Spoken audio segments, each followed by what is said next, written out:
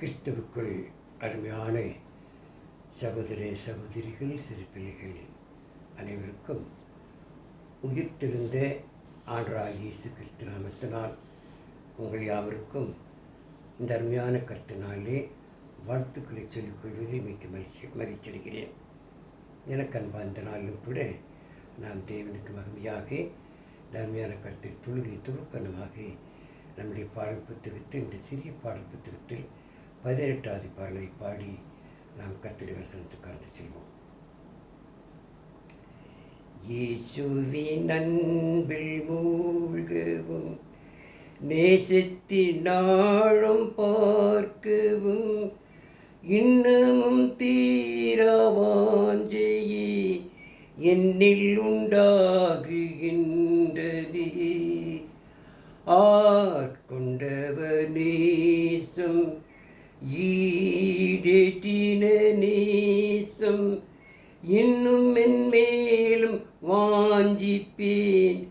உன்னத அன்பை போற்றுவேன். இயேசுவின் சொல்லும் சித்தமும் ஆசையுள்ளோனாய் செய்யவும் தேவ ஒத்தாசை நம்புவேன். வார்த்தையின் பேரில் சாருவேன். ஆட்கொண்டவர் நேசம் ஈடேற்றின நேசம் இன்னும் மென்மேலும் வாஞ்சிப்பேன். உன்னத அன்பை போற்றுவேன். நாதரின் இன்ப சத்தமும் வேதத்தில் கேட்டு நித்தமும் ஆத்தும நன்மை நாடுவேன். நீதியின் பாதை செல்லுவேன். ஆட்கொண்டவர் நேசம் ஈடேற்றின நேசம் இன்னும் மென்மேலும் வாஞ்சிப்பேன். உன்னத அன்பை போற்றுவேன்.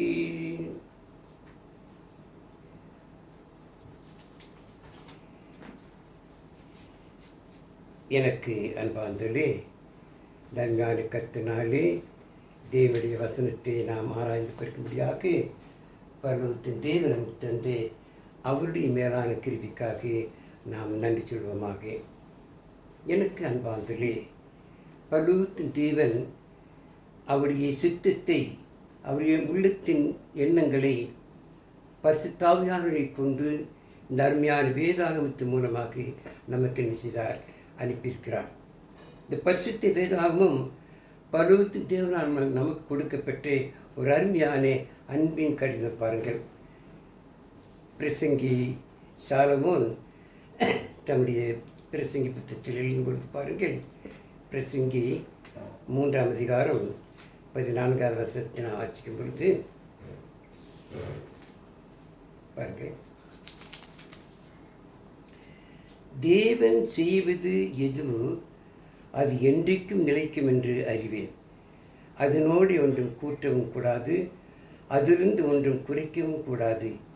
மனுஷர் தமது சமூகத்தில் பயந்திருக்கும்படி தேவன் இப்படி செய்து வருகிறாராம். பரலோகத்தின் தேவன் நம்மை எவ்வளவு அன்பு காட்டுகிறார் பாருங்கள். இந்த உலக வாழ்க்கையிலே அவருக்குள் பிறந்த அவருடைய பிள்ளைகள் இப்படித்தான் வாழ வேண்டும், இப்படித்தான் ஜீவிக்க வேண்டும் என்று அனைத்து காரியத்தில் நமக்கு அறிவுரை கூறியிருக்கிறார். ஜீவிப்பதிலே கூட, பாடுவதில் கூட, கர்த்தர் வசனத்தை தியானிப்பதில் கூட, கர்த்தர் பந்தில் பங்கு பெறுவதிலும், தேவனுக்கு கொடுப்பதிலும் கூட அவருடைய ஆலோசனைகள், அவருடைய எண்ணங்கள் தான் பரிசுத்த ஆவியானவர் மூலமாக நமக்கு கொடுக்கப்பட்டிருக்கிறது. ஆகவே தேவன் எதை சொல்கிறாரோ அதைத்தான் செய்ய வேண்டும். சொல்லாததை நாம் ஒரு காலம் செய்யவும் கூடாது.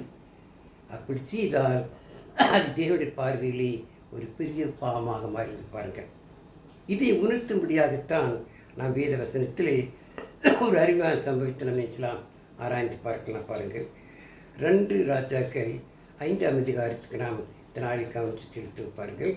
2 ராஜாக்கள் 5ஆம் அதிகாரத்தில்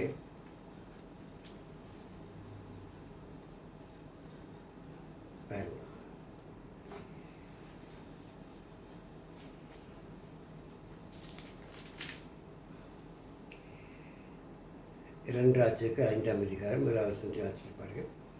சீரிய ராஜாவின் படைத்தலைவனாகிய நாகமான் என்பவன் தன் ஆண்டவனிடத்தில் பெரிய மனுஷனும் எண்ணிக்கை உள்ளவனுமாயிருந்தான். அவனை கொண்டு கர்த்தர் சீரியாவுக்கு இரட்சிப்பை கட்டளிட்டார். மகா பராக்கிரமசாலியாகிய அவனோ குஷ்டரோகியாக இருந்தான். பாருங்கள், இந்த நாகமானை குறித்து பரிசுத்த இவ்வளவாக அவர் பாராட்டி பேசுகின்றார். சீரிய நாட்டு படைத்தலைவனாக இருக்கிறார். தேவனிடத்தில் பெரிய மனுஷனும் எண்ணிக்கையுள்ளவனுமாய் இருக்கிறான். அவன் மூலமாக சீரியா நாட்டில் உள்ள மக்கள் ரட்சிக்கப்பட ஒரு காரணமாக இருக்கிறார். அது மாத்திரமல்ல, அவன் மகா பராக்கிரமசாலியாகிய ஒருவனாக இருக்கின்றான். ஆனாலும் அவனுக்கு குஷ்டரோகம் இருந்தது. பாருங்கள், எவ்வளவுதான் பெரிய மனிதனாக இருந்தாலும், எவ்வளவுதான் அவன் பாராட்டு பெற்றிருந்தாலும், ஜனங்களுக்கு அவர் பெரிய மனிதனாக இருந்தாலும், அவனுக்கென்று ஒரு வியாதி சரீரத்தொரு கஷ்டம் இருக்கும் பொழுது அது உண்மையிலேயே ஒரு பெரிய வேதனை தான். நாகமானுக்கு மாற்ற நமக்கும் அப்படித்தான். நம் சரீரத்தில் ஏதாவது கஷ்டங்கள், துன்பங்கள், வேதனைகள், தீரா வியாதிகள் என்றால் அது எவ்வளோ பெரிய கஷ்டம், எவ்வளோ பெரிய துக்கம். இது நாகமானுக்கு இருந்தது. இந்த குஷ்டரோகத்தை எப்படி அவன் அதிலிருந்து அவன் விடுதலை பெறுவது, குஷ்டரோகம் எப்படி தனக்கு நீங்குவது என்று சொல்லி அவன் கவலைப்பட்டனாக இருந்தான். பாருங்கள், அது மாத்திரம் பராக்கிரமசாலி. பராக்கிரமசாலி என்றால் நன்கு அறிந்தவன், தெளிவு பெற்றவன், தேவனிடத்தில் அருமையான அன்பு கொண்டவன், பராக்கிரமசாலி. யாருமே அவனை குற்றம் சாட்டாத அளவுக்கு அவன் நல்லவனாக இருந்திருக்கிறான். அதே போல கிதியோனை பற்றி நியாயாதிபதியில் சொல்லப்படுகிறது. நியாயாதிபதிகள் 6ஆம் அதிகாரம் 12ஆம் வசனத்தை வாசிக்கும் பொழுது கிதியோனு கூட அப்படித்தான் தேவ பார்வையிலே அவன் பராக்கிரமசாலியாக இருந்திருக்கிறான். பாருங்கள், அதே போல நாகமானும் பராக்கிரமசாலி தான். ஆனாலும் அவனுக்கு சரீரத்திலேயே ஒரு குறைவு. என்ன குறைவு? குஷ்டரோகம். இந்த குஷ்டரோகத்தை எப்படி போக்குவது என்று சொல்லி அவன் கவலை இருந்த வேளையிலே அவனுடைய வீட்டுக்கு ஒரு வேலைக்காரி வரும். பரவாசிக்கிற படுத்த வசத்திலே சீரியாவிலிருந்து தண்டுகள் புறப்பட்டு இஸ்ரவேல் தேசத்திலிருந்து ஒரு சிறு பெண்ணை சிறைப்பிடித்து கொண்டு வந்திருந்தார்கள். அவள் நாகமானின் மனைவிக்கு பணிவிடை செய்து கொண்டிருந்தார்.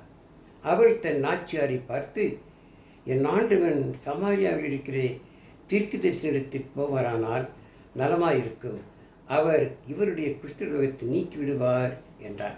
அந்த சிறுபெண் சொல்கின்றார். இந்த சிறுபெண் சமாரியாவில் இருக்கிற தீர்க்கதரிசியாகிய எலிசாவை குறித்து அறிந்திருக்கிறார். எலிசா பற்றி நமக்கு தெரியும். பரிசுத்த வேதாகமத்திலே பெரிய தீர்க்கதரிசிகள் எலியாவுக்கு அடுத்தது எலிசாவாக வருகின்றார். பாருங்கள், இந்த எலிசா தேவனுடைய தீர்க்கதரிசி. தேவனுடைய வாய், தேவன் சொல்லுவதை அப்படி நமக்கு சொல்லக்கூடியவர். அவர் தான் தீர்க்கதரிசிகள். எலிசா ஒரு நல்ல தீர்க்கதரிசி. எலிசா எதை சொன்னாலும் அது நடக்கும். இரண்டால் தேவனுடைய வாயாக தேவனுடைய தீர்க்கதரிசியாக எலிசா இருக்கிறார். ஆகவே இந்த சிறிய பெண் எலிசாவை பற்றி தெரிந்ததினால் எலிசாவின் மூலமாக அநேகர் சுகம் பெற்றிருக்கிறார்கள்.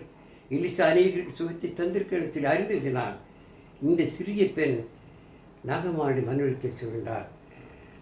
நமது ஆண்டவர் அங்கு சென்றார், அந்த தீர்க்கதரிசிக்கு சென்றார், அவர் குஷ்டரோகம் நீங்கும், அவர் சுகப்படுவார் என்று சொல்லி அந்த சிறு பெண் நாகமான் மனைவிக்கு ஆலோசனை கொடுக்கின்றார். இதை கேட்டு அவள் என்ன சொன்னார் பாருங்கள். அப்பொழுது அவன் போய் இஸ்ரவேல் தேசத்து பெண் இன்னென்ன பிரகாரமாய் சொல்கிறாள் என்று தன் ஆண்டவரிடத்திலே அறிவித்தான். அந்த நாச்சியார் இந்த சிறிய பெண் யாரிடத்தில் சொன்னாலும் அவன் போய் நாகமான் இப்படி இஸ்ரவேல் நாட்டிலிருந்து சிறைப்பிடித்து வந்த அந்த பெண் இந்த தீர்க்கதரிசி குறித்து நின்ற பிரகாரமே சொல்கிறார் என்று நாகமானத்தை சொன்ன பொழுது, அப்பொழுது சிரியாவின் ராஜா நல்லது போகலாம். அப்படியா? ரொம்ப ஆச்சரியத்தோடு, ரொம்ப அதிசயத்தோடு, சந்தோஷம். அப்படியா? அங்கே போனால் நமக்கு சுகம் கிடைக்குமா? எனக்கு குஷ்டரோகம் நீங்குமா? நல்லது, அங்கே போகலாம் என்று சொன்னார். சீரியாவின் ராஜா, நல்லது போகலாம், இஸ்ரேலின் ராஜாவுக்கு நிறுவம் தருகிறேன் என்றான். அப்படி அவன் தன் கையிலே 10 தாலந்து வெள்ளியும் 6000 சேக்கல் நெருப்பொருளையும் 10 மாற்று வஸ்திரங்கள் எடுத்துக்கொண்டு போய் இஸ்ரேலின் ராஜாவிடத்தில் அந்த நிருபத்தை கொடுத்தான். அதிலே, இந்த நிருபத்தை உம்மிடத்தில் என் ஊழியக்காரனாகிய நாகமான் கொண்டு வருவான், நீர் அவன் குஷ்டரோகத்தை நீக்கிவிட அவன் உம்மிடத்தில் அனுப்பியிருக்கிறேன் என்று எழுதியிருந்தது. அந்த ராஜா இஸ்ரேல் ராஜாவுக்கு என்ன செய்கிறான்? வேலைக்காரத்திலே அவன் அனுப்புகின்றான்.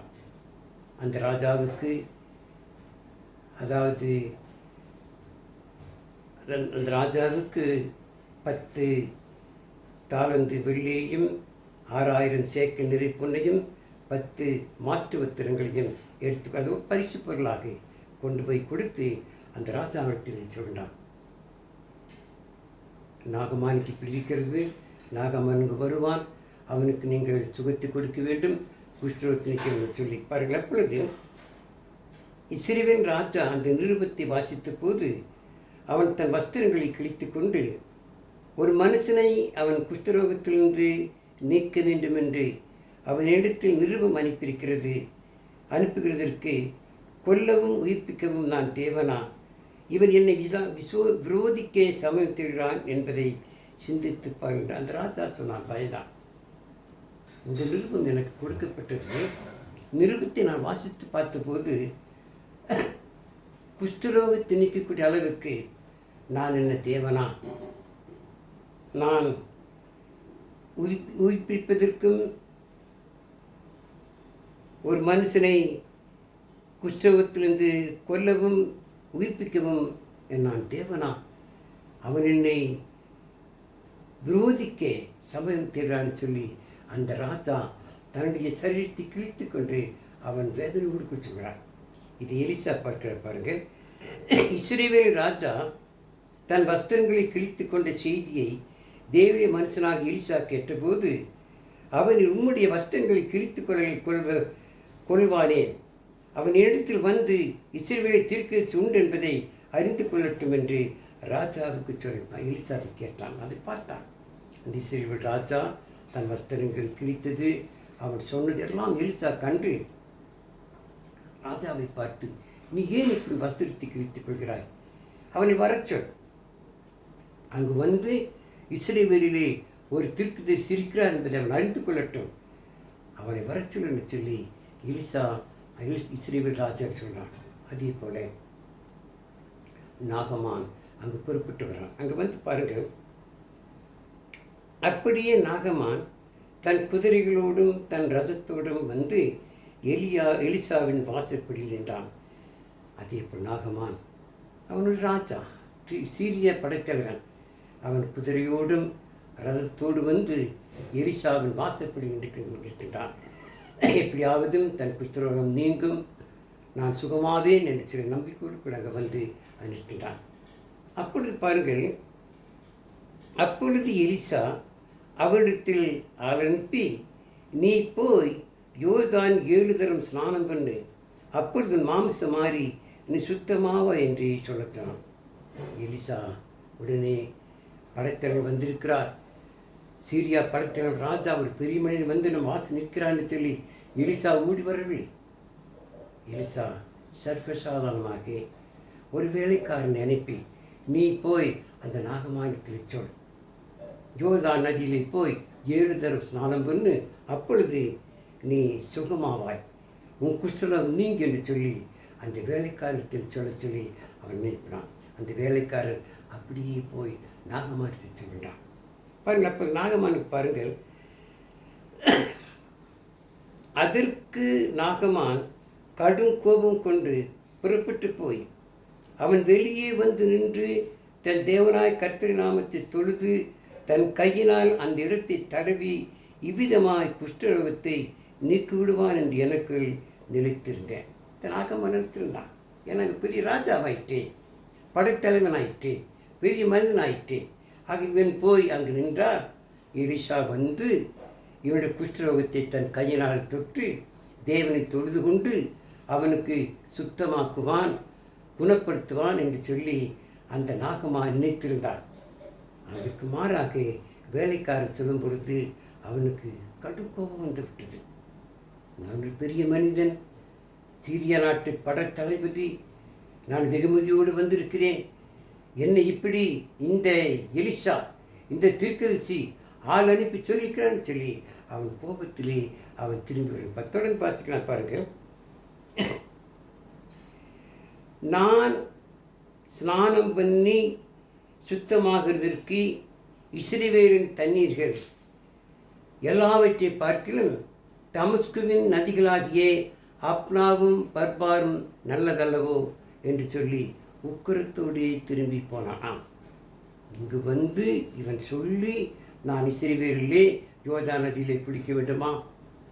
இதை காட்டில் நல்ல ஆறுகள் தமஸ்குவில் இருக்கிறதே, நான் இருக்கும் இடத்தில் இருக்கிறதே, அப்னோ இருக்கிறது, பர்பார் இருக்கிறது, அதை விடவா இந்த இஸ்ரவேலில் இருக்கிற நதி பெருசு என்று சொல்லி அவன் கோபத்தோடு கிடைச்சிதான் அவன் திரும்பி போய்விட்டான். பாருங்கள், நாகமானுக்கு அதாவது இந்த உலகத்தை சொல்வார்கள், அதாவது ஒரு பெருமை, தற்பெருமை.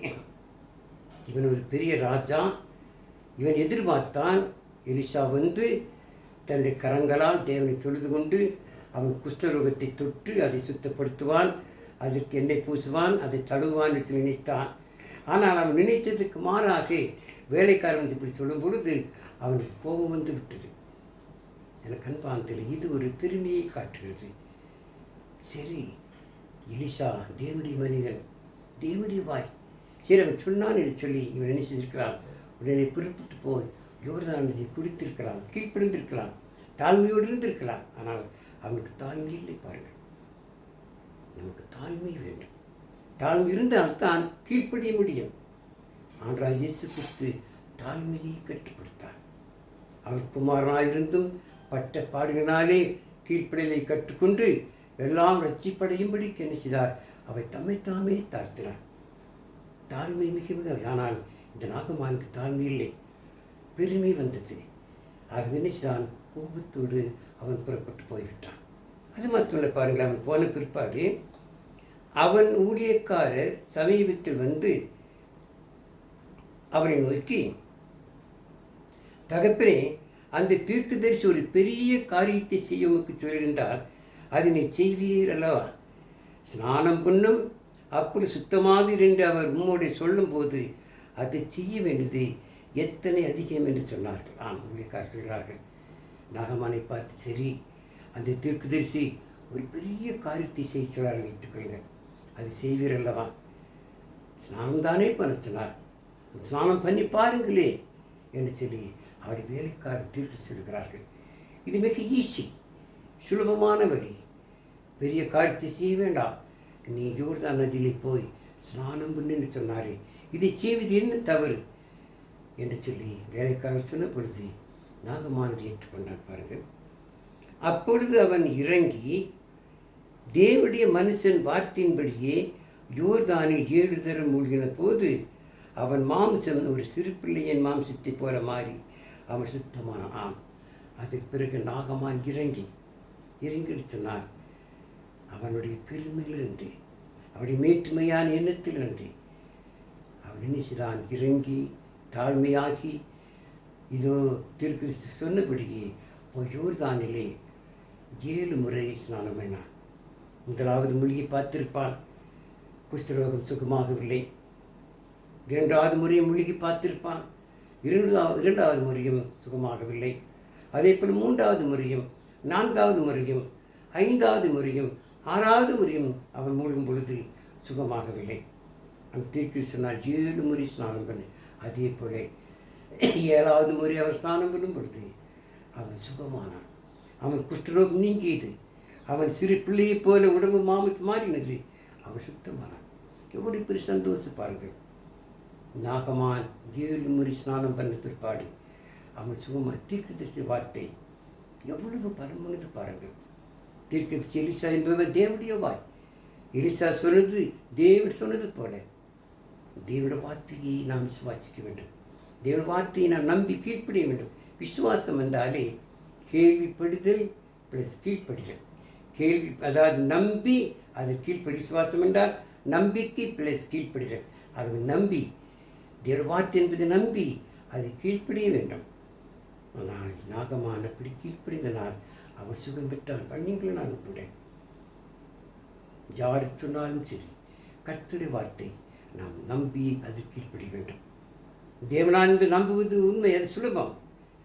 பிசாசு நம்புகிறது தேவன் இருக்காண்டு. ஆனால் தேவ வார்த்தையை நம்பி கீழ்ப்படிய வேண்டும், அதை கேட்க வேண்டும். தேவ வார்த்தையை கேட்டு நாகமான் கீழ்ப்படிந்தனால் அவருடைய குஷ்டரோகம் நீங்கி அவன் சுகமானான். பாருங்கள், அதே நீங்களும் நான் தான் தேவ வார்த்தையை நாம் கேட்டு அது கீழ்ப்படிய வேண்டும். அதுபடி கீழ்ப்படி நடந்தால் நமக்கும் ஆசீர்வாதம் உண்டு. நாகமான் கிடைத்த அதே சுகம் நம்ம வாழ்க்கையிலே கூட எத்தனையோ பாவங்கள் குஷ்டரோகத்தில் போட்டிருக்கிறது. அந்த பாவங்களெல்லாம் தீர வேண்டும் என்றால் நீங்கள் நான் அறிமாறுகிறேன்.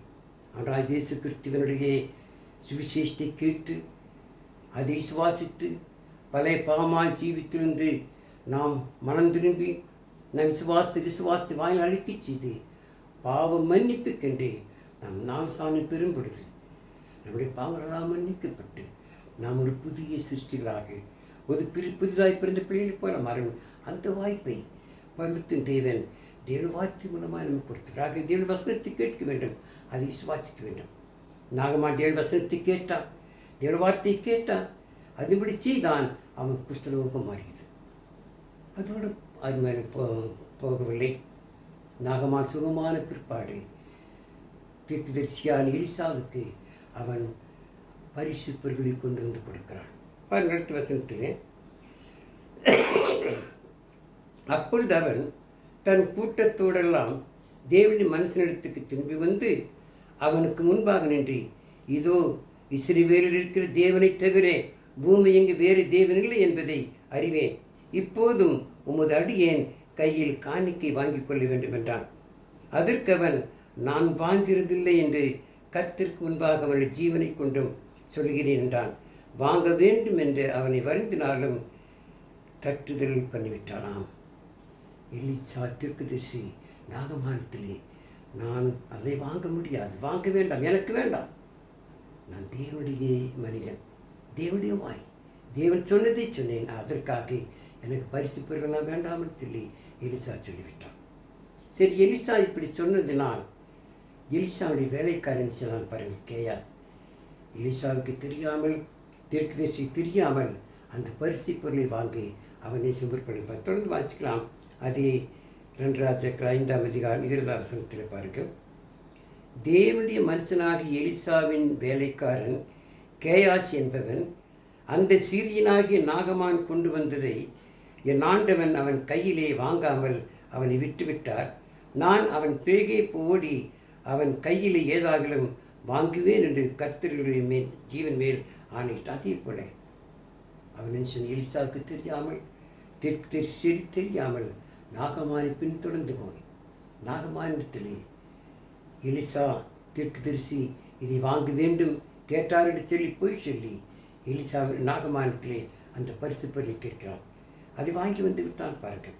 அங்கே வாங்கி வந்த பிற்பாடு இந்த எலிசாவுக்கு தெரிந்தது. உன் எலிசா தீர்க்கதரிசி அந்த கேஸை பார்த்து கேட்டு பாருங்கள்.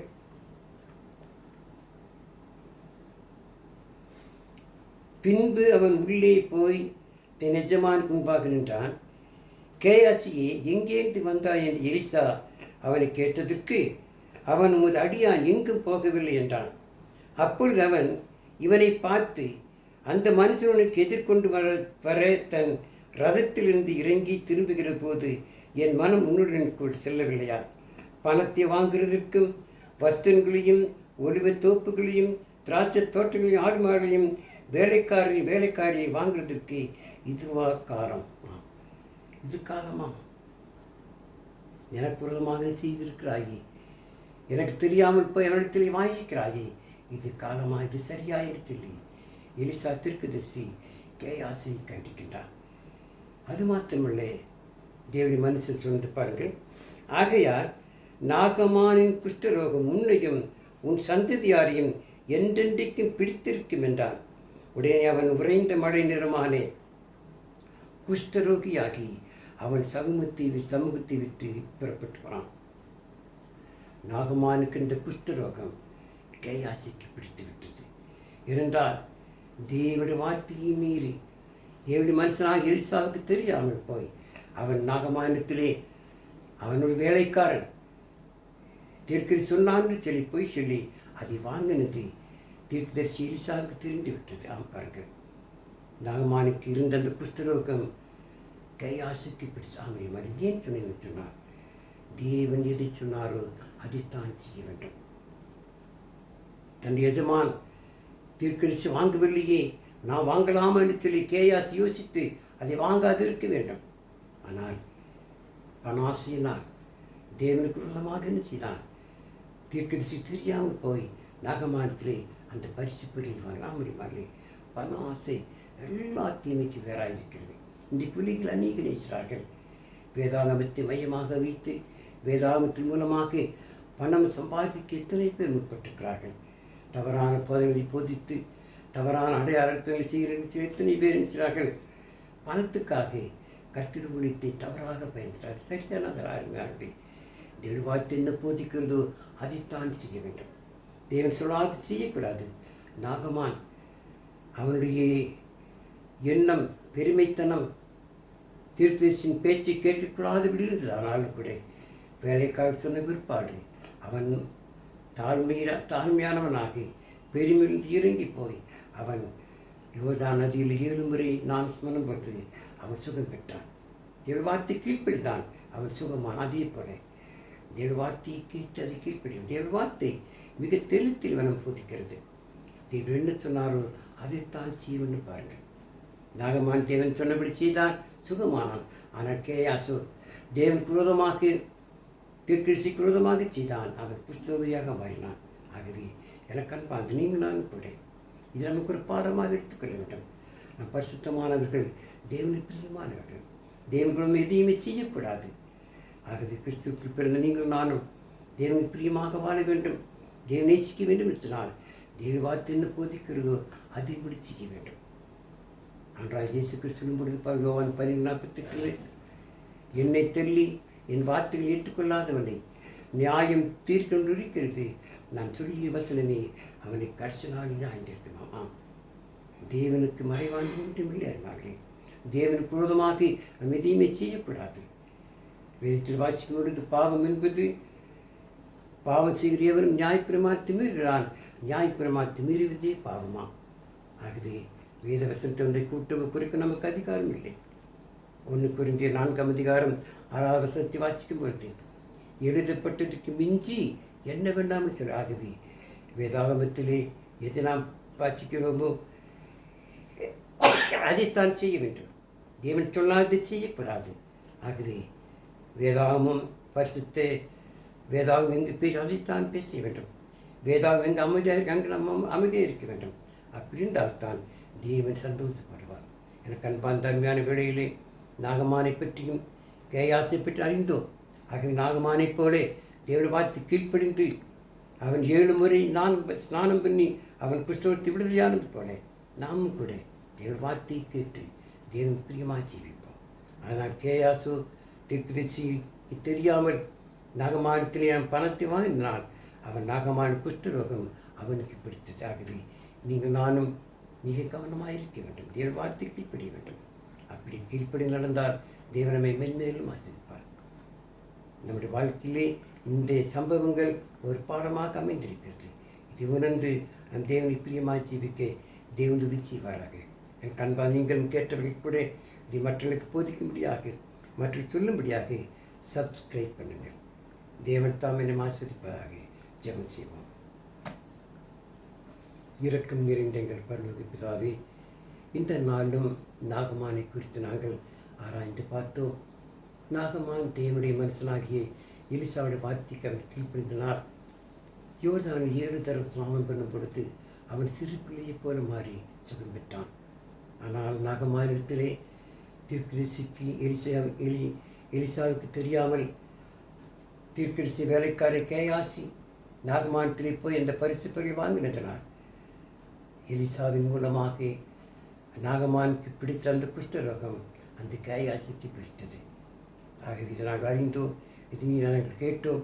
இதை நாங்கள் கேட்டு மற்றவர்கள் சொல்லக்கூடிய அளவிலே எங்கள் இடத்தினை பயன்படுத்தி பிதாவே கேட்டுள்ளத்தை திறந்தெல்லாம் பாதுகாத்துக்கெல்லாம் ஆசிரியம் இயேசுவின் நாமத்திற்கு நல்ல பிதாவே ஆமென்.